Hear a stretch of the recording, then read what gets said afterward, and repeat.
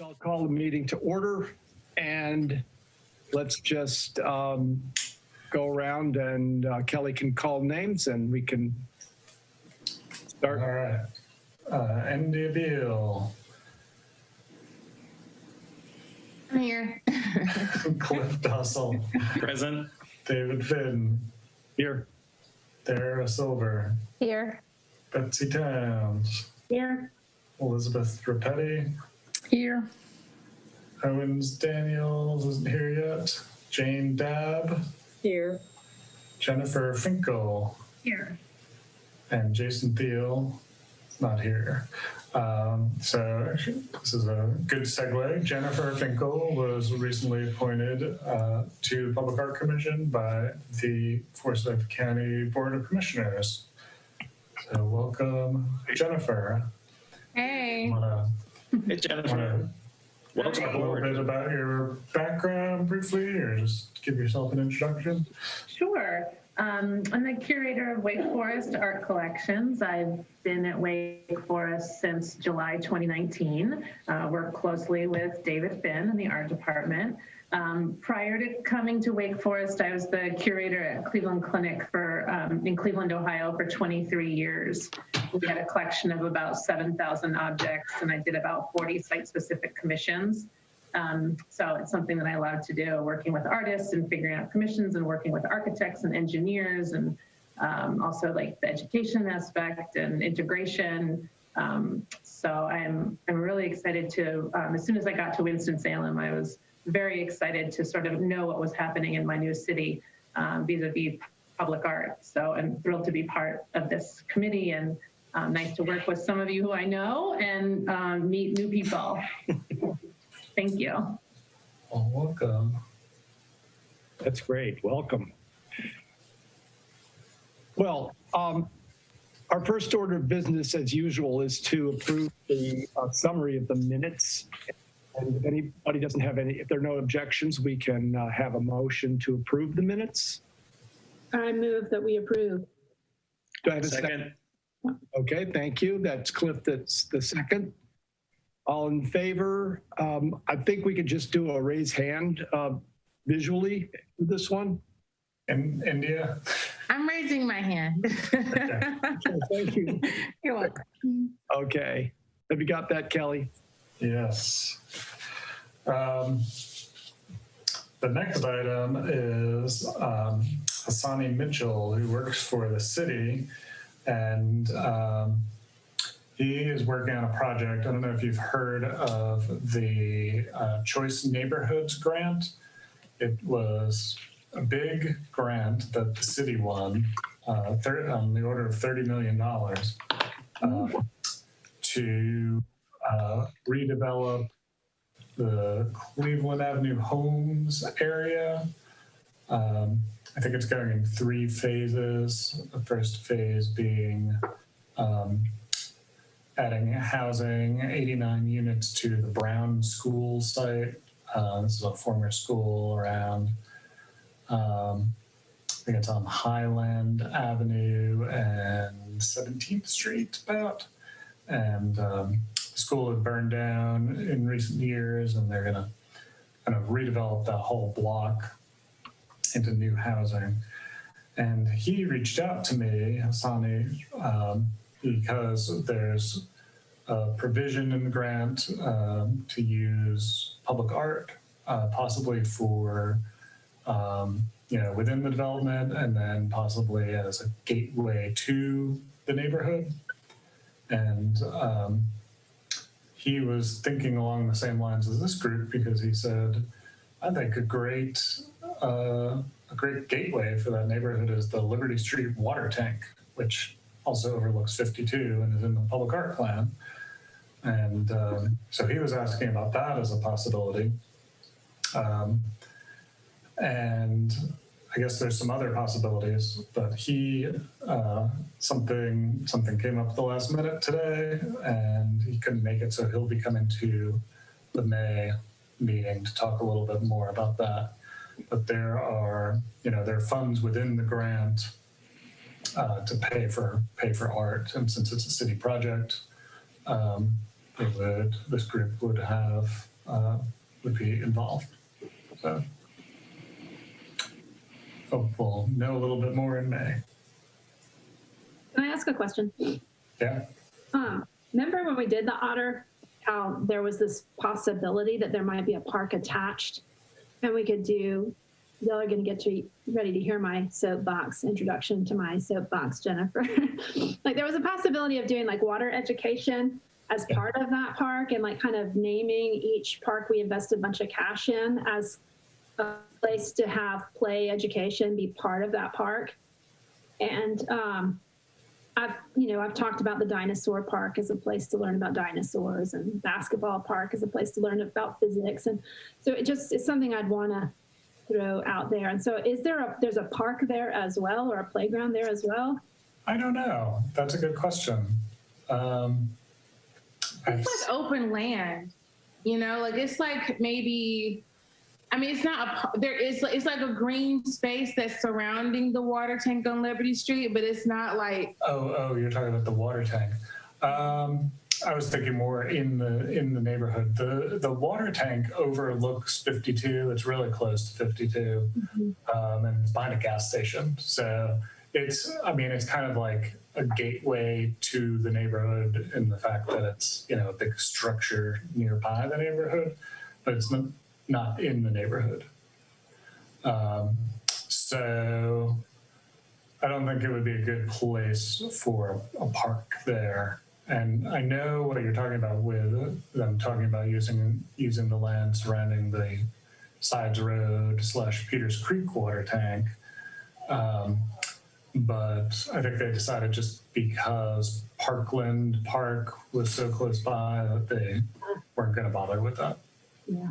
And I'm just thinking, like, we have this amazing otter. Wouldn't it be cool to learn about otters or learn about, And so it's the same thing here. Like, if there's a way to, like, the water tank can be beautiful and amazing, but if there's also an opportunity for it to be more than beautiful and amazing. Maybe when this group asks for % for art in the coming months, that could be tied into it as an example of a way you can kind of plan ahead by having a % for art ordinance to go with a park refurbishment. That could be an example of a way you could do that to kind of sell why % for art is such a good idea. But that could be, I'm not sure if there are parks intertwined in this new development, but that could be, part of this as well, like part of the conversation. Are there, I guess we'll find this out, but are there plans that we could take a look at? If there are plans beforehand that we could take a look at? There are for the Brown school site, and I can send that to you. I think they're pretty rough at this point. I think they're not going to probably break ground until 2022. Okay. But I can certainly send that.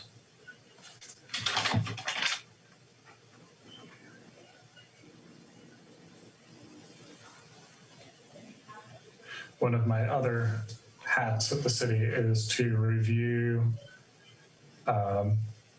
projects to make sure they comply with the National Environmental Policy Act when they use federal funds. So I actually have the plans for that, for the Brown school site on my computer. So I can send that to you very easily.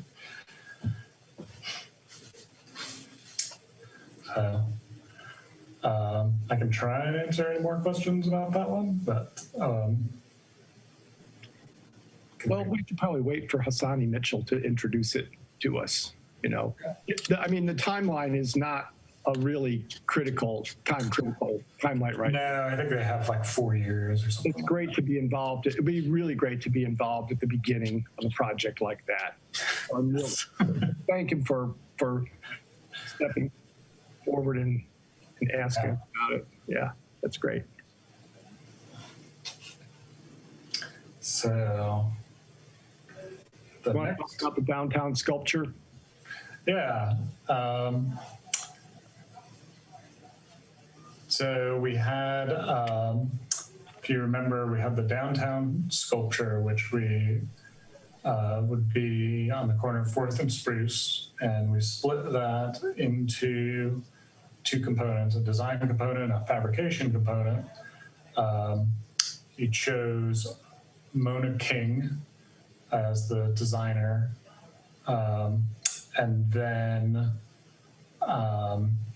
we put out a call for a fabricator, and we only got 2 applications for this, but luckily Mona herself was one of the applicants, and she had put together a number of people who are specialized in metalwork and other aspects of the sculpture. So the committee interviewed her. I can show you her, let's see. I can show you her slide presentation.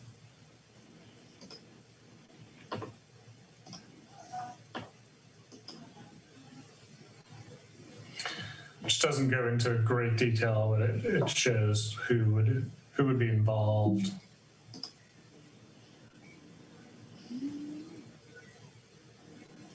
On her team.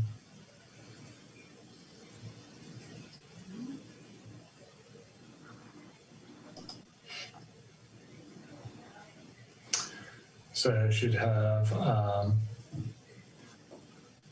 Christine Toole, Mark Lamb, and Gabe Bridges, who are the Metamorphosis shop. Paul Spanhauer, Matt Riddle as a structural engineer, and then Drew Gersmeyer, who has a background as an architect.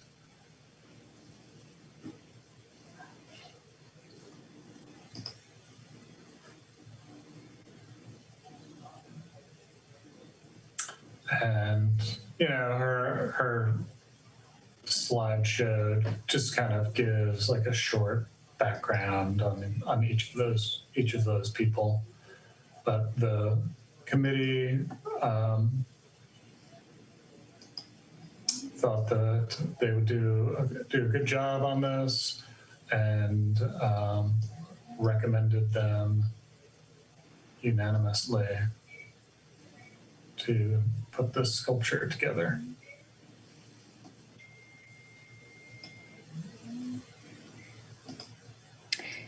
Kelly, can you hear me? Yes. Is it going to be, I mean, is that going to be it? That thing on the left? I think there's going to be, we're talking to the builders because they've needed to adjust the site a little bit, going from off the corner to around the corner a little bit.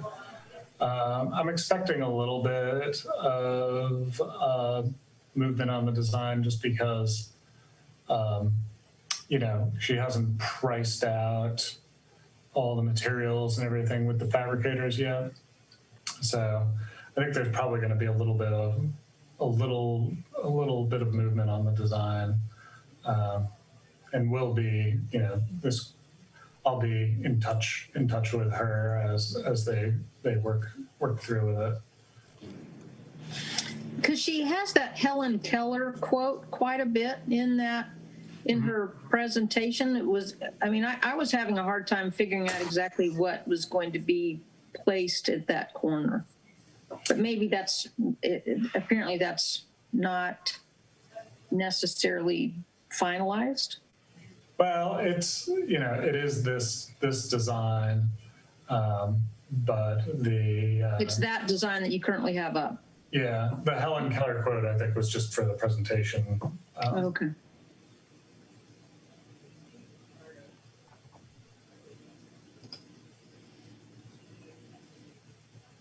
So, It will, I mean, because it involves having a foundation set by the group from of designers, architects for the apartments, right? So there's a piece of it that has to mesh. So they're not exactly sure, they've got to locate the utilities, which is going to be electric for lights.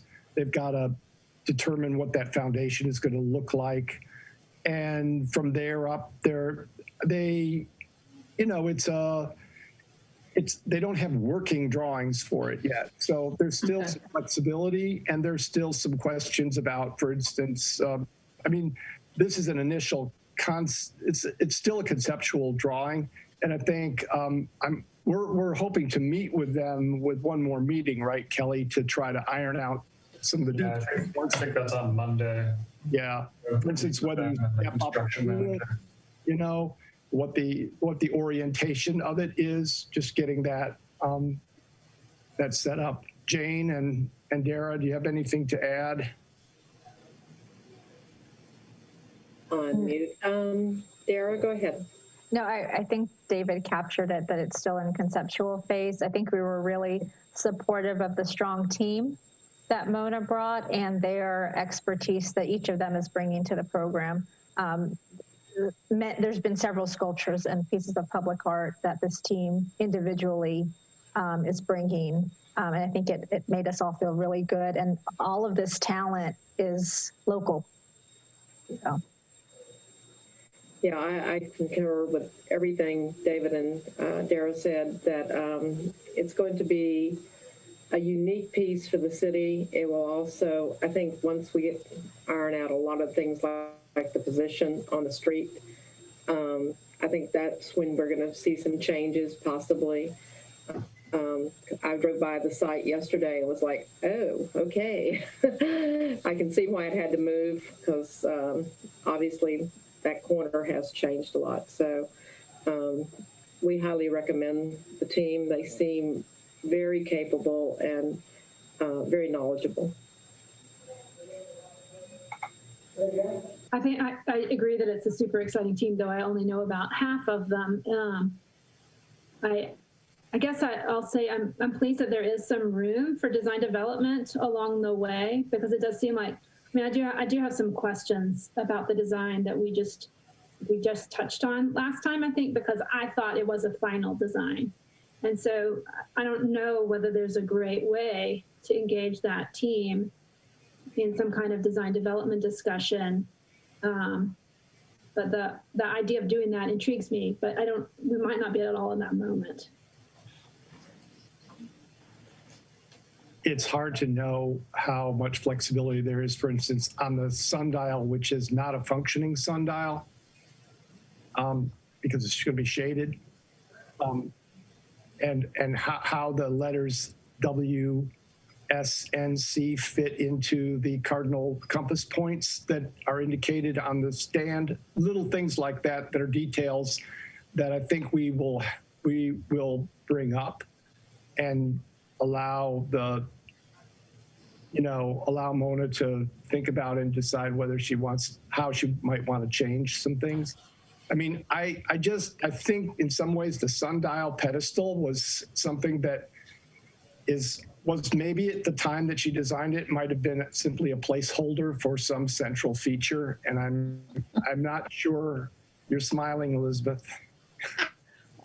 That's my analysis of it. It's I think that's probably what do I put in here? Because it doesn't really have much to do with Winston-Salem, other than the sun shines here a lot. I'd like to point that out. But we'll see. I think we will do our best to point some things out. But again, maybe with some time, Mona's had time to think about it, and hopefully. There may be some changes like on that order, but the basics of these beams that have these qualities, innovation and et cetera, written on them, I think are going to be the basic framework, and will probably stay along with the vines growing up the side. it's a really challenging location because of the pedestrian factor. I'll leave it at that. Yeah.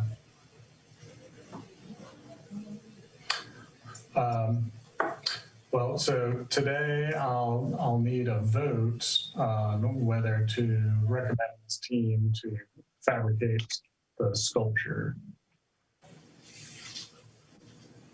So, if anybody wants to make a motion? Sure.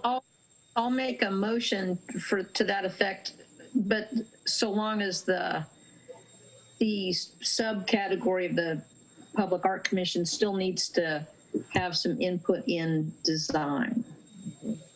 Yeah, and there's a meeting on Monday. Yeah. Okay, but the team sounds fabulous. Okay.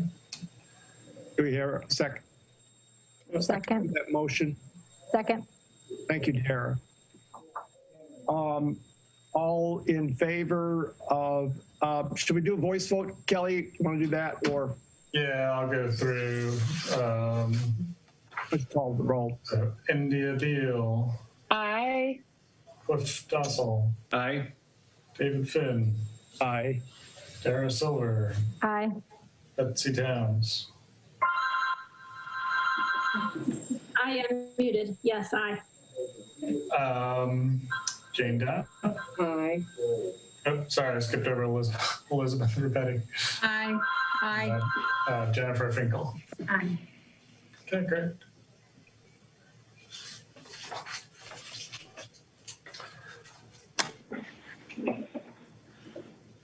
So the next item is Salem Parkway Bridge Art. During our last meeting, I got an email from Kimberly Barb, who's a landscape architect at Stimmel, and who is involved with the Salem Parkway bridges, the 7 Creative Corridors bridges over the Parkway. She said that we need to get together to talk about bases for sculptures that are on those bridges. Evidently, there's $1.4 million in bond funding to pay for sculptures. So this group will need to get together to send out a call, several calls to artists for sculptures, and possibly asked if the funds are limited to just sculptures, because there's a lot of opportunity for murals in the Brookstown Avenue underpass and along the multi-use path, which will run parallel to the highway. Has some big walls next to it. Some murals would look great there. So if you want to be involved with this, I think it needs to be one subcommittee to kind of coordinate the whole process. It can be, instead of doing 7 different committees or more, it should be one committee. We'll probably need to involve Kimberly. She was in those initial Marshall Park discussions. You might remember her. Probably need to involve some people from Creative Corridors, and then some other stakeholders. But if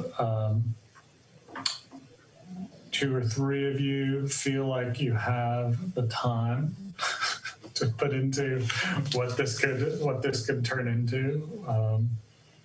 Kelly, can I ask some questions first? Yeah. Sorry to interrupt you. Yeah, I was done. Will the Public Art Commission have a majority on the committee that's steering this? It can. I mean, we can make sure that happens. Yeah. Okay, thank you. Yeah, I'm wondering about, will it, I think following up on David, it sounds like there's this pot of money. So I guess the question comes out, is the Public Art Commission the ones to approve everything that's going to go in with the public art on these pieces? Yes. Okay, so this is a new thing in our lap for the whole It's a committee. new thing. It is a very big, heavy thing. Yeah, okay. More money than We know what to do with almost. more money than we've ever had in one ever. Okay. What is does the 7 refer to the 7 bridges? Yes. Yes. Okay. All right. So I think they kind of pulled out, $200,000 a bridge for public art. So Okay. Oh, a quick question. So does it include two-dimensional? Does it include murals, or is it just sculpture? I'm not sure. I think that it can include more than just sculpture. Okay, that's nice. Yeah. And I guess, so the other question that sort of goes along with that is how much, well, will we be able to help determine, I guess we should be able to help determine what the conditions are for what we're going to commission. I mean, we're not just being given pedestals and say, fill these, right? We have some action, we have some activity that's engaged in actually determining the sites. Yes, that's the way I understand it. But if there are pedestals to be poured, they want to pour them in the fall. So we kind of need a concept. So those decisions about what we would do should be decided as a whole before we start. I mean, most of the hardscape is all down there except for maybe the bike path area, right? Yeah. Mm-hmm. Okay, that's pretty interesting. It is. It is. And right now we have the Winston-Salem Portrait Project that will wrap this month. And we have the, the memory wall that is underway. Mm-hmm. We have the bus shelter project and we have the COVID memorial. And the 4th Street project. And 4th Street. Mm-hmm. And I was just thinking, prior to this meeting, I was just thinking about one difference between like the Otter and the Portrait Project is that those committees had chairs from the Public Art Committee. Like it seemed like someone was really in charge of those. And I know that I'm on the Bus Shelter Committee and the COVID Memorial Committee, and that we don't have a chair on either of those committees. And I feel like there might not be somebody driving hard enough on either of those. And that I take, responsibility for that, because I think I held my hands in the air and said, I don't need another public art project to drive right now with some that are going on through school and CDI. So it's just a thought of whether that's going to be our usual. And so in something this big, it feels like there needs to be 1 or 2 people who are really saying, I would like to lead on this. Amazing. And maybe that's a team between Creative Corridors and Public Art Commission, that it's a person from each. Although, Kelly, both you and I sit in both of those seats a little bit. And anybody else? India. Yeah. Mm-hmm. Yeah, that's a good point. I don't know if a chair is needed for every project, but this seems like one that could benefit.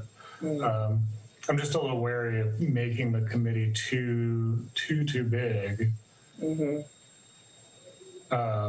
Just because it's hard. It's just so hard to get people all in meeting the same hour.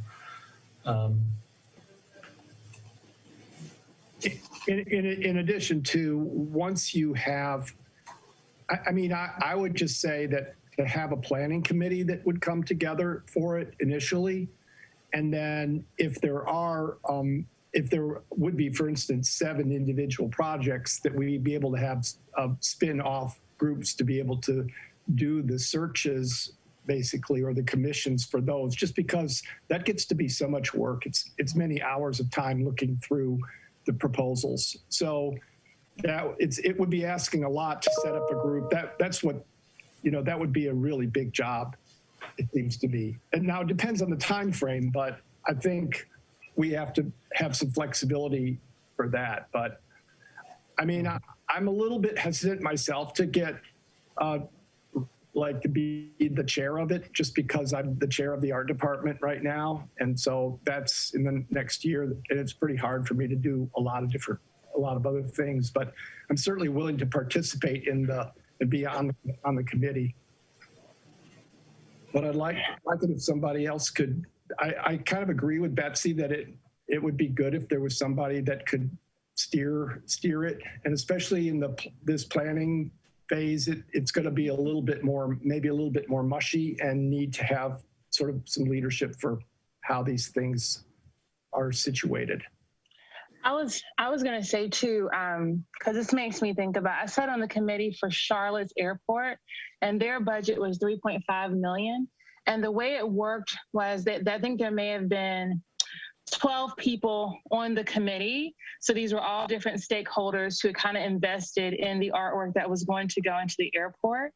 And then they only had 3 people voting. So it was like, so these kind of committee members were just there to be advisors in terms of, you know, what would work, what wouldn't work. But then it was only 3 of us voting on the artwork and it was different tiers. So one artwork was like $1 million, one was like 500,000. Then we had some 30,000 tiers, you know, so it was different tiers in terms of where the artwork will be placed. But there were only 3 voters. Even though there was a committee of 12, that committee kind of served as an advisory committee in terms of giving us guidance in order to make the right decision based on the artwork and where it was going to be placed. So there were some, you know, people at the airport, there were people from the Arts Council in Charlotte. There were a lot of different stakeholders who had, you know, their opinions. And then the 3 of us kind of got our heads together. It was a lot of work, because I think it was over 500 artists who applied for this thing. You know, so it took a lot of time, but in the same sense, I think to Kelly's point, it's nice when you don't have so many people voting, you know, in terms of, I mean, if we're going to vote, ultimately, I guess that's the question I wanted to ask is like, I guess back to David's question, would we be the final vote in terms of what would go there? Right. But I think it's nice to have advisors along the way, but then you ultimately have a committee that will decide what, you know, what would happen. And it's just easier that way, you know.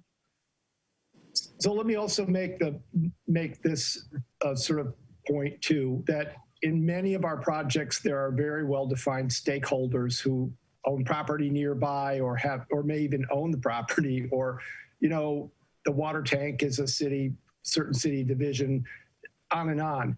This may not have the stakeholders may be quite varied, and we would have to assemble those for each part of the project potentially. So this dovetails in what you're talking about, India, is if we could be the core group, the voting group. But I see the stakeholders as being a little bit more generalized, because it's this transportation corridor. Obviously the transportation folks they're going to have something to say if we put up something that they may want to veto. Does that make sense? Just in terms of how to think about, you know, it is that, you know, if we can be the core group, I think that's a good idea. That's a good plan. I echo that, David, about us being the core group. And I also think like Kelly said, this is a heavy piece to take on. It's so exciting, but this is not just bigger than what we've done. It's like 10 times bigger than what we've done. This might add up to more than everything that we've done together. Yeah. And so it definitely just, funding wise.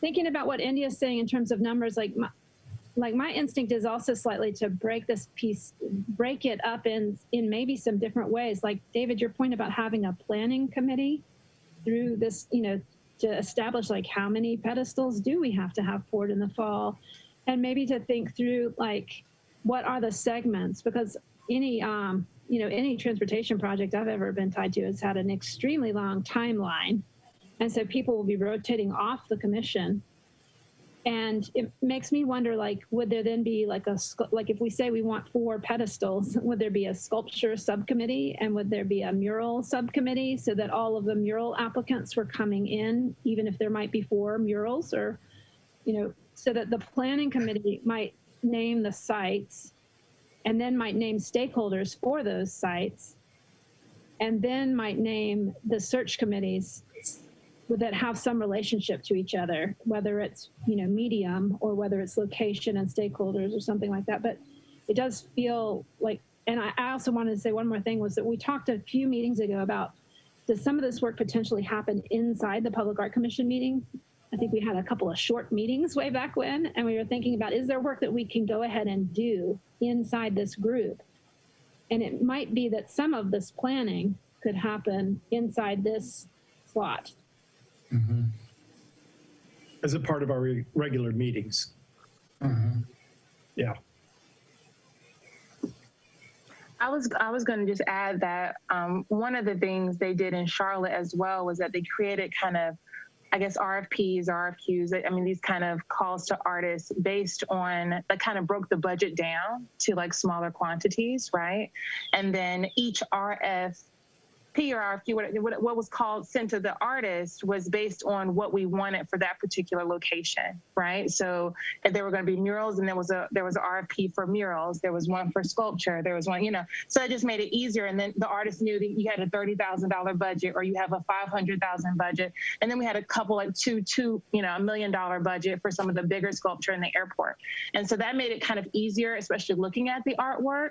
So you were like, okay, and now I'm just looking at all, you know, 500 applicants for sculpture, you know, and then like all, you know, 20, really had like, I don't know, maybe 50 applicants for like murals, right? So it just made it easier to break it down when you were looking at all the artists. And there were separate, you know, RFQs that went out for each medium, which made it a little easier too, if you're going to think about committees or breaking it up. I know it just made it easier for us, so we weren't looking at everybody at the same time. This prompts another thought. If I can say that many projects like this size project, actually the first thing that we would do is actually hire somebody that would be responsible to do the work of planning. And that's what Creative Corridors did. That's what a big, especially when they're involved with public works, that happens a lot. So I don't know. It seems to me that $1.4 million, you know, if you take 10% of that for planning, you probably can hire somebody that can do a lot of the legwork that may be necessary in order to make a good result. We would still be involved in all the decisions, but frequently that person is as an artist, I mean, or somebody that's involved with planning or urban planning. So, or maybe even transportation planning. That's just a thought, and I know that's very common with this size budget, just because the sheer amount of work that's involved with you know, putting proposals together. I don't know, Kelly. Maybe that's just your job, but you know, I don't know whether you're getting paid enough to do that. Well, I mean, it would be my job. There's also somebody from transportation, the deputy director of transportation would be involved in this, and he'd be like the main coordinator between our DOT and NCDOT, since it would be, you know, within their right of way. So yeah, it's probably not going to get a consultant, but I don't know. Would the city do that as a matter of course, for some kinds of projects? Yeah, for some kinds of projects. I don't know. I can ask about that. I mean, I don't know how you all feel about it, but I think that having expertise in doing big projects like that is something that, I mean, I guess I would say that we dabble in. Am I being unfair? I don't know. I mean, I think we did really, so when we did the portrait project, it was big. It was our initial ideas were not really fully formed until we looked at the artists, and we hired a pair of artists who knew how to organize that project. And they did so much to organize the project. We put a shout out for Kisha and Jasmine on Saturday. Yeah.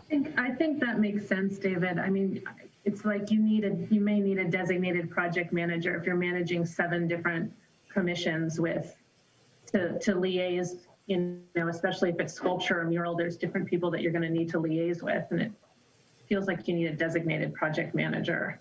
I had a question for someone new to Winston. Are there images of all these bridges that I can find easily? Probably on the Creative Corridors website.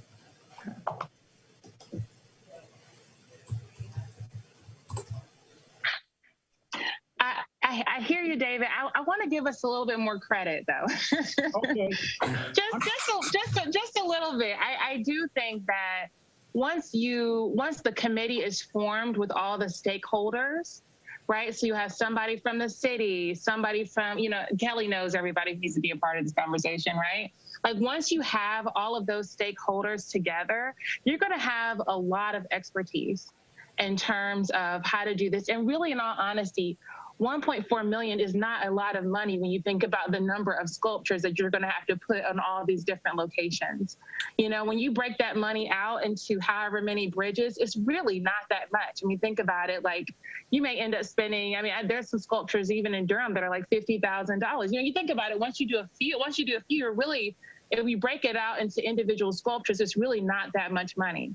So I do think, this is just me personally, that we have enough beautiful minds in this committee and the individuals who will join it, that we have enough expertise to get this project done and get it done effectively.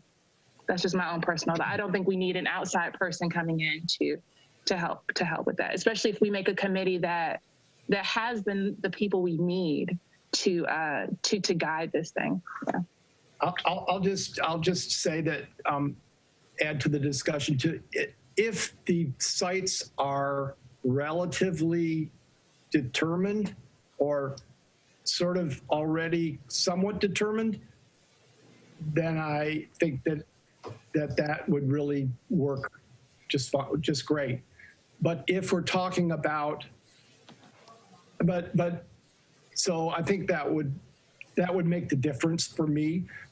But if we're talking about a little bit more blue sky thinking in terms of what's going into the corridor, like if it's, I'm trying to say that if we have some leeway to determine the forms of art that go into this corridor, that would require a little bit more artistic vision, which I think we also have, but that I know that's just a lot of, that takes a lot more energy.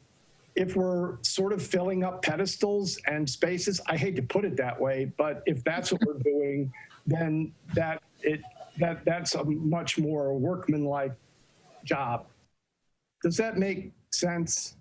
That's my feeling about it, Yeah, I think there are enough people. I think that this group has, I think any of you could do this, but then paired with Creative Corridors members who have been involved in this project for 10 plus years and have a vision. And then, Jeff Fansler from DOT, he's somebody who's really excellent to work with. I just, some of it might be like, okay, the screen that I'm sharing now is from the Creative Corridors page. This is somebody plopped Duncan Lewis's sculptures on either side of this bridge and put a spike in the middle. And, that might be kind of what they're thinking about at this point. But, I think that, by getting everybody in the room and kind of talking about what the vision for this is, and maybe it's, we're going to do six sculptures, and then one of them is going to be the one that we concentrate more of our efforts and budget on, and then look for mural spaces as well. I think all of that, could work well, and it doesn't have to be all in the same timeline necessarily. When you have, it doesn't, they don't all need to have the same deadline. Like, oh gosh, we installed 15 sculptures on bridges all on the same weekend or something like that. Kelly, I think your idea of getting everybody in the same room and talking about it is a great one, because I think that will really focus you on which bridges, which of the 7 bridges they're talking about, which side of the 7 bridges. Someone's already thought about all of that, I would think. Yeah, somebody like Kristen Hoff, who's not on Creative Corridors anymore, but she'd be a great resource to kind of talk to. Bill Davis has been there since the beginning, I think. I think it would be great, and I think there's some great minds in that group. I will say that when I stepped on to Creative Corridors, one of the first things I heard was that we really believe in public art, but we're not public arts professionals, and we're not doing that work of laying out what the public art is. So they fought for public art dollars, but they didn't necessarily do the designating work. So that the piece of like having pedestals or having public art, it has actually lacked clarity, which is one of the reasons that the Martin Luther King Jr. Boulevard corridor they've ended up losing a lot of the public art money because they didn't spell it out sufficiently. So I'm actually kind of surprised and excited to hear about this money, because the word was that a lot of that was lost because it hadn't been named very explicitly. So it may be that it's not lost because it's named as put a sculpture on a pedestal, or it may be that it's not lost because it's just been found again. I don't know. Do these funds have a shelf life? I mean, does it have to be forward motion by a particular date? I'm not sure, but like all things in the government, I think, yeah. And it's not just get it spent before somebody else spends it on something else. If this was important enough for them to set aside, I think it needs to get done. And if they're talking about the end of October to know how many bases they need to pour, then best case scenario is we get them that info. So here's the thing, is when I was on Creative Corridors, I'll just echo what Betsy just said, and that there was they didn't have any thoughts about it, so they went with conventional thinking, which was to create pedestals on these bridges and just leave it at that. And I guess I think we should, it would be nice if we had a little bit more freedom at the beginning to make some decisions about it. I mean, I'm not against the bridge art on the pedestals on the bridges sort of things, but I think we should be driving the corridor, we should be looking at it, we should look at plans, and we should have a big meeting about it and try to figure out, what we want. Because I agree, we've got the minds to do it, among us all, and we know what, we all have enough knowledge and experience of what has been done around the country too, to know that just putting a couple of small sculptures on bridges is not the end of it. It's a lot. It probably has more potential than that. That's my final. Mm-hmm. Yeah. So together with Creative Corridors and transportation people. There would be, somebody from Creative Corridors, and I haven't spoken to them yet. There'd be Jeff Fansler from Winston-Salem DOT, there'd be Kimberly Barr from Stimmel, because they are going to be, executing the bases such that there are, and then there should possibly be another stakeholder. I don't know, maybe somebody from the downtown partnership. Maybe that's Jason Thiel, who's on the commission. Mm-hmm. I'm not sure. When we've done these things in the past, what we do is we start out with an open whiteboard, and we take a look at it. We say, what do we really want to achieve with this? We don't take locations that are already set up necessarily. We want to see what the possibilities are, and what we want to do as maybe even thinking about it as a unified corridor as well. So that kind of thinking, I think, has to precede, and bring those people, bring transportation people, bring creative corridors into it. Do you want to do that at the May meeting, or do you want to do that? Do you want to spin off a few people from this group to meet with that group before then?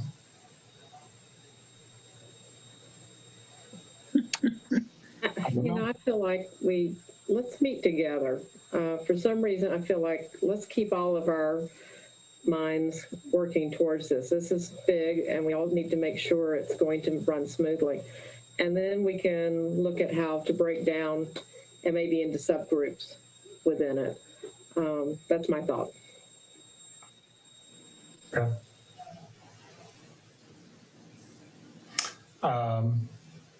Okay. I can invite them to the next meeting, and I'll do some legwork with them ahead of time to kind of see what's possible, what's expected, what's possible, and what's unexpected and possible. I mean, if you can also send us some drawings, or send us information beforehand, that's also good. Mm-hmm.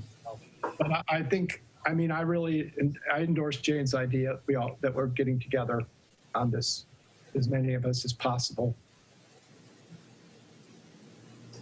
Okay. That works.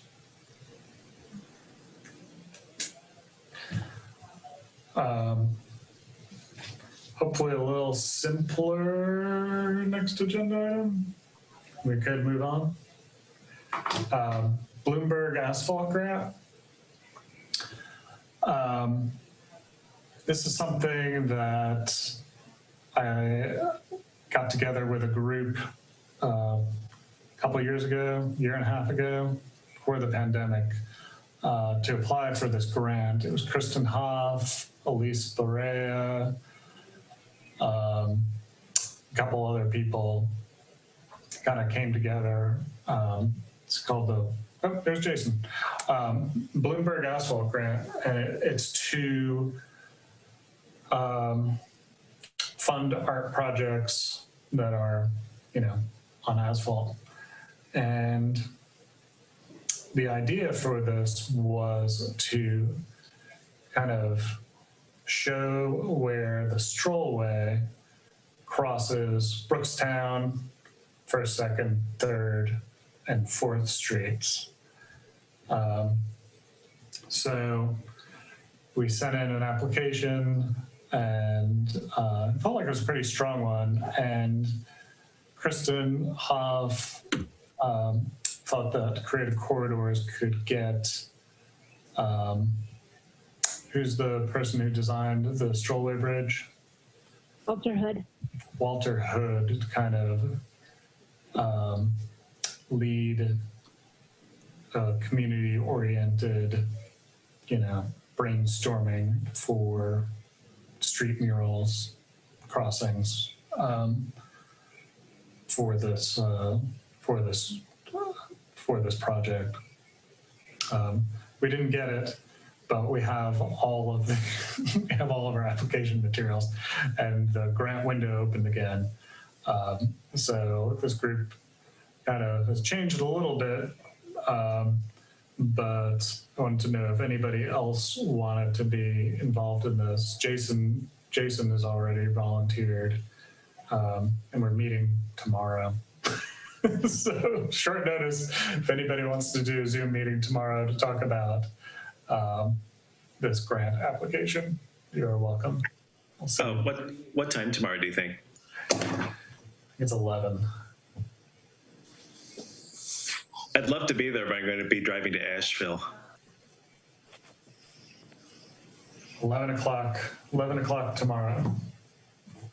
I also can't do 11 o'clock, but I think, as you know, Kelly, I've gone through some of the investigation of some asphalt art opportunities with Living Creek Project. Mm-hmm. And I think I'm just hesitating because of overcommitment to projects. That's fine. I mean, I think we're good. I think we have a good group. You know, it's DOT.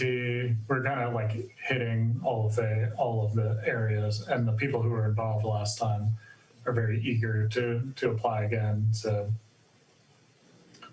if you're supportive, I think just having Jason on there is good.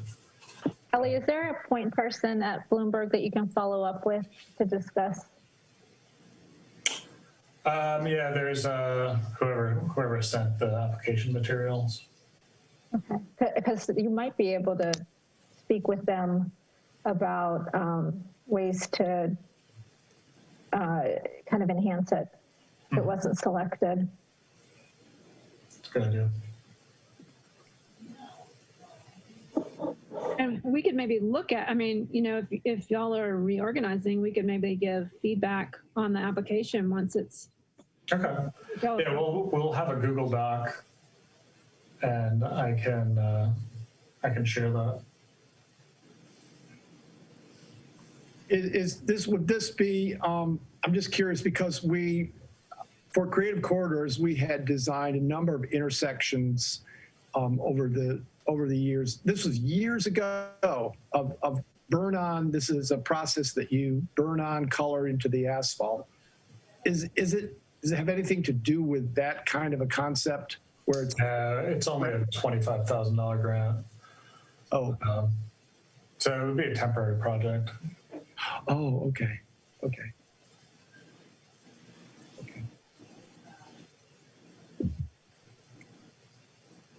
Kelly, if you can send me the link. I can, I've got another meeting I might be able to sneak out of a little early. Okay. Thanks. Thanks, Jason and Dara. That's really great. I mean, yeah. I can't. Would you like to go on to project reports? Yes. All right. The public art plan was adopted by City Council last night. So, Yay. congrats. Yeah, congrats. It was unanimous, had a lot of support. There were questions about percent for art. I don't think everybody totally understood percent for art throughout the committee process and everything, but I think we'll get them there. So, yeah, one council member thought it was 1% of the city budget would go to public art. I was like, no. It would not be that. That would be a lot. And then, so I explained it in a number of ways. But hopefully there will be support for that when it comes, which maybe this fall we'll be introducing some ordinance options to them. It certainly helps that I got this big cash infusion from the federal government. So everybody's not feeling like doom will befall the city any second now. budget-wise. Winston-Salem Portrait Project, you should all have gotten an invitation or invitations to the online unveiling and then the meet and greets, which will be the 10th, this Saturday. And they have a rain date of Sunday. So we'll see. Hopefully it just goes on the 10th.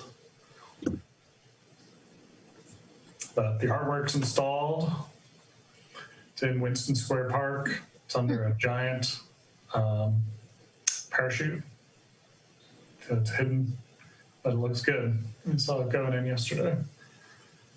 And then we have, let me open this up, our mapping GIS people have made a map. They've added to the map for the public art map.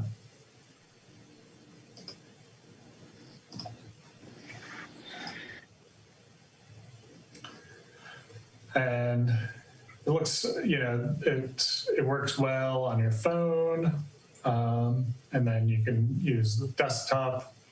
Right now we have 2 layers. We have the general public art inventory, and then we have the artistic bus shelter program, which is temporary. You can see it. Wow. Brings you to a map, and you can click on the map. You can see the artwork. See a little write-up. Nice.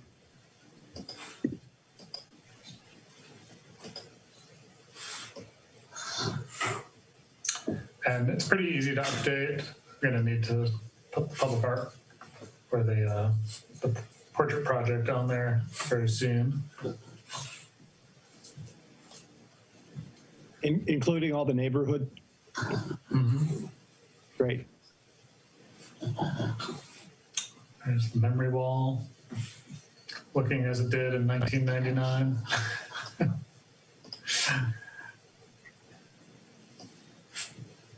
So, got a cluster here at the Benton.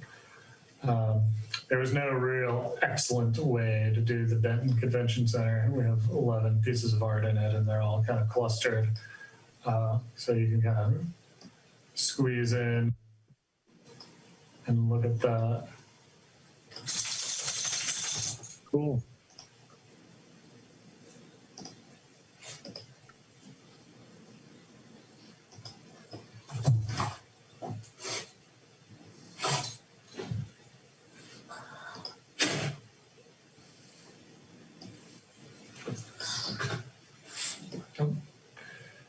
There's Philip. So if you all, I mean, this is open to edit anytime, really. But I can send you a link. If you think it's ready for prime time, we can give it its own spot on the Public Art Commission webpage and just make it accessible to anybody. All right. Kelly, and these are just pieces that the Public Art Commission has been involved with? Yes. Commissioned? Yes, and Councilmember Scipio actually asked if we could put a layer down of just community art. So we'll be embarking on that. I know the Arts Council has a good head start on that, but we'll be putting some of that down too, and that'll be its own layer as well. If you have an intern who wants to do that, let me know. Be a good summer project for somebody.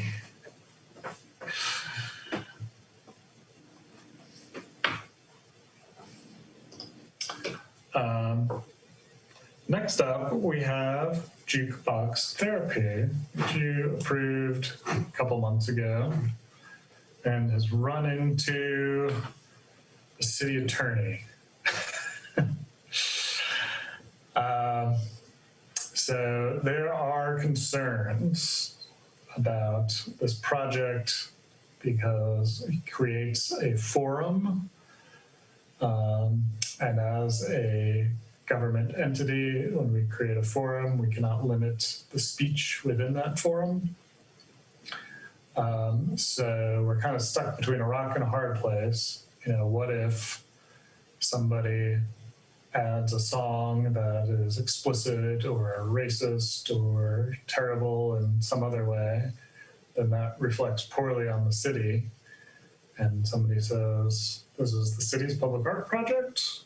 This is a terrible song. I don't think it reflects our fair city. And then if we go the other way, it's the government censoring the song choices of the people to this playlist. So not sure where we're going to land, but I'm glad Jason Thiel is here because one of the recommendations was maybe the downtown partnership can take on this project and find some private land and maybe pay the artist for her work. It's only $1,000. But I will talk to you after the meeting to see if the downtown partnership wants to take on a small public art project. Yeah, I'm here. I kind of kept my mouth shut when it came up. Is the applicant here today? She's not. Okay. I'm willing to look at it, and but you know, I have the same concerns the city would have. We're kind of like much of our funding that we would use to implement it is through our business improvement district, which technically is taxable funding, which not to mention the fact that I just would have all the same concerns. Whenever I put something out there that's creative like this, you know, it's a tough one. And I kind of sense that going through the first time. I'm not real motivated to do that, to be honest with you, particularly in public space. Now, I would work with them if they want to try to find private locations where, you know, they don't really have to worry about these, but I will work with them if you would like. But yeah, maybe like some brewery or the Long Branch Trail or something. Yeah, I'd be willing to, certainly. And she could kind of edit the playlist if there was a song, you know, that wasn't agreeable. She could take that off. Wake Forest owns Long Branch Trail, or the Invasion. To be really honest with you, this one just didn't really, you know, I mean, a lot of people get passionate about this different types of public art, and I have to be honest with you, this one really didn't. I wasn't that in, you know, I didn't want to get in the way of it, so I didn't say anything, but it wasn't something I was going to be running around town working my hardest on, you know, it just didn't speak to me, but maybe it will. I just, if you wanted to talk to me, I certainly will, but it'll be trying to put it in public or in private spaces. Right, yeah, and that was the idea, because it would kind of take it out of, it would still be in a public space, even though it's privately owned, and then she could curate the playlist to, you know, she wouldn't be the government censoring a public forum. She would be doing what she does at Wake Forest, which is basically just, you know, allowing this playlist to exist. But yeah, when do they go home for school? What? When do the students get out of finals and go home? Mid-May. Okay. Let me just add my 2 cents here. Jason, if you would be willing to contact folks at Wake Forest down at the Innovation Quarter and ask about the Long Branch Trail, I think that would be a really wonderful place for it to go. I'm actually one of her teachers, so I'm amazed she got this. I have to say, I'm amazed she got this far in a public art project process. It's like a record time that she was able to bring it. She's got the stuff ready. She's really ready to install it. Furthermore, just to add, she will be exhibiting a piece down in the medical in the center of in the downtown Wake Center, in the medical building. She'll an indoor piece. So she's got permissions to do that. So, and her plan B is to do it at Wake Forest because she knows that Jennifer Finkel and I will rubber stamp it, and nobody's gonna, she's already had this piece up here and nobody ever complained about it, and people really liked it. It's very youth oriented. So, well, that's good to hear. And I'll definitely then, if you would try to connect her and you know, I think anytime we can get people who are excited about art involved in our community, particularly people that are young, that's really going to speak well for our community. Yeah, thank you for doing that. It's also, she's used this for her honors project, so it is actually something that is, you know, it's not just for the money, it's also for the honor. So she needs to cite this really. Yeah. The next what I'll probably do is to kind of set her up with who are the people she needs to talk to at the private establishments, give them the phone numbers and who exactly she needs to talk to. And then it'll be up to her to kind of reach out to them and get their attention. And I will make a referral call if need be to kind of pave the way with some of them if she's got 4 or 5 or 6 places she wants to go. And given everybody's desire to connect with Wake Forest students, it'll probably work. I hope it does. I would start with the Long Branch Trail, you know, and really focus on that just because of the connection that she has, obviously being a Wake Forest student. I think that would be the most natural thing and the simplest. So if you are willing to do that, that would be great, because her other plan is to do it here at the campus, but I think she'd prefer to do it on that trail. Yeah, and I have a board member who I have in mind to reach out to, and it may serve us well to copy you on the email with your Wake Forest email address, and then that may foster some conversations. But yeah, I'll do that. I love that idea. It is privately owned too, I believe. Thanks, Jim. It is, yeah. It's owned by the Innovation Corridor. Okay, cool. Thank you. Yeah, we had a really, I thought it was gonna make it, and we had a very long conversation this morning. I couldn't get it over the finish line. It was just like, well, thank you, Kelly, for everything that's done. No good, whichever way we turned. So next up, COVID memorial.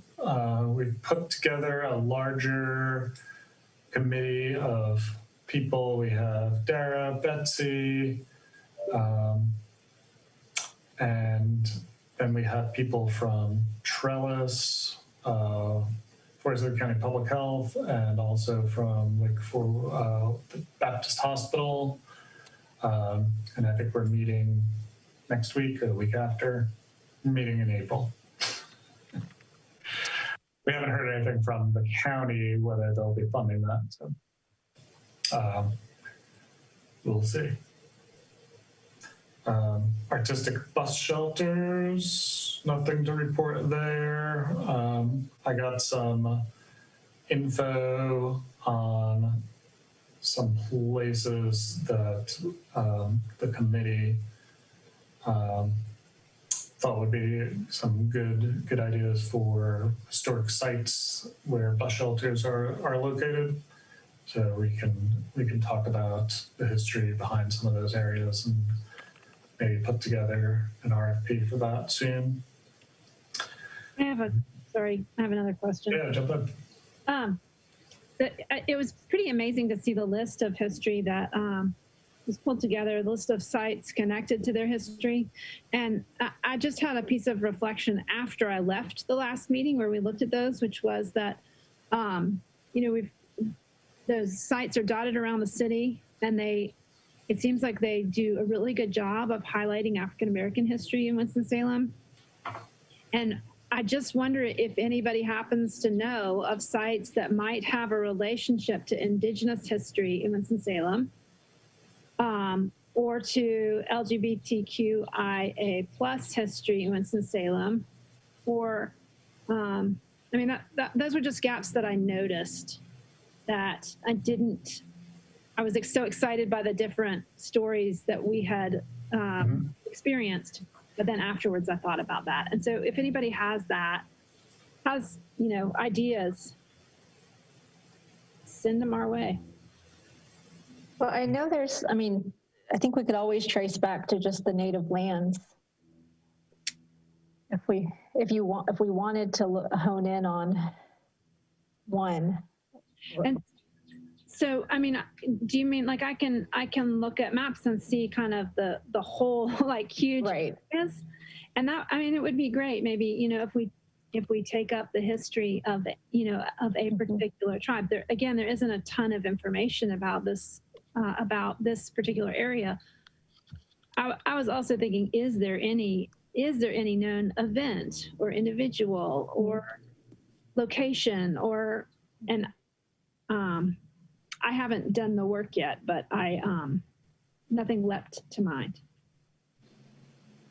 I know that the place I would start might be with some of the anthropologists at Wake Forest who, a lot of them do research in the state and have been doing it. And I'm just unfamiliar with publications about that and what they would have that would be,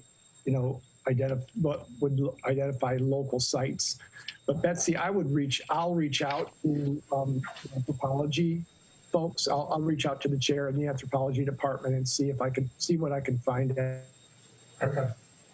Yeah, I emailed, I can follow up with the director of the Anthropology Museum at Wake. I never did hear back from him. Oh. Or Sarah Cromwell. There, she's pretty accessible. Did we lose David? Okay.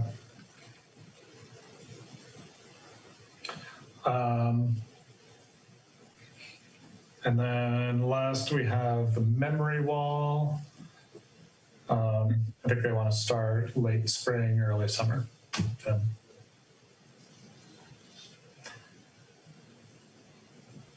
And I don't see anybody for public comment period.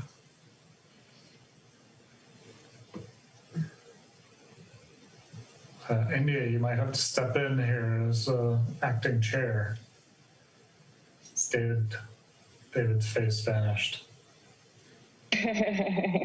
Hopefully he'll come back. But I did want to ask. We have to stay forever. Oh, yes.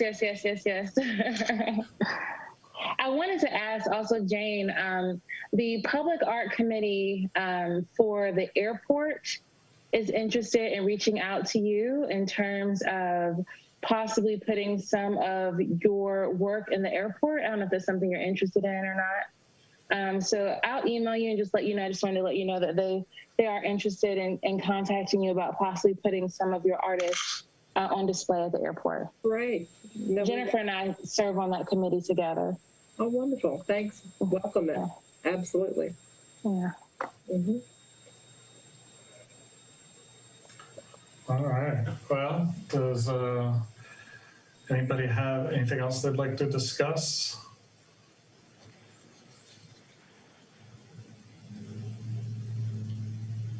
Okay. I don't know how we adjourn.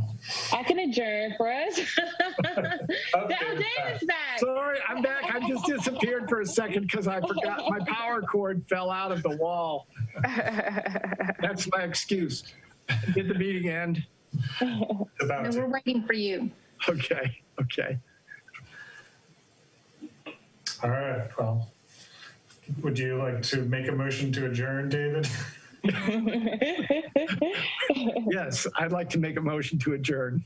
Do I have a second? I'll second that. Oh, go ahead. Or Jane or Elizabeth. 2 seconds. All right. Thank you all. Thanks, everybody. Thank you. Thank you, guys. You and May. Bye. Bye. Bye. Everyone.